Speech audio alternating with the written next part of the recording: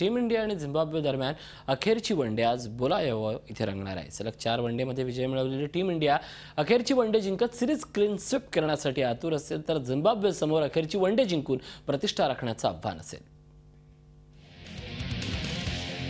पाचव्या आणि अखेरच्या वनडेमध्ये विजय साकारत झिम्बाब्वेला क्लीन स्वीप देण्याच्या इराद्यानंच टीम इंडिया मैदानात उतरेल। चौथ्या वनडेत कॅप्टन विराटनं युवा मोहित शर्माला दिलेल्या संधीचं त्यानं सोनं केलं।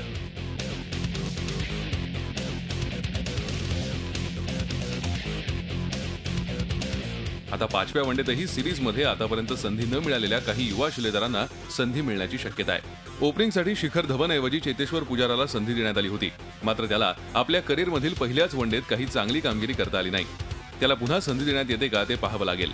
तर गेल्या तिन्ही वनडेमध्ये फ्लॉप ठरत असलेल्या रोहित शर्माला सूर गवसला असून आता पुन्हा एकदा त्याच्याकडून तशाच कामगिरीची अपेक्षा आहे।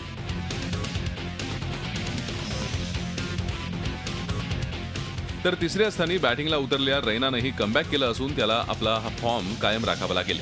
याशिवाय विराट कोहली, दिनेश कार्तिक, अंबाती रायडूवर मिडल ऑर्डरची भिस्त असेल, तर अमित मिश्रावर प्रामुख्यानं भारतीय बॉलिंगची मदार असेल। मिश्राबरोबरच जाडेजाच्या फिरकीचं आव्हान झिम्बाब्वेच्या बॅट्समनसमोर असेल, तर पदार्पणात प्रभावशाली कामगिरी करणाऱ्या मोहित शर्मा, जयदेव उनाडकर आणि मोहम्मद शमीला आपली छाप सोडण्याची या सिरीजमधली ही अखेरची संधी आहे।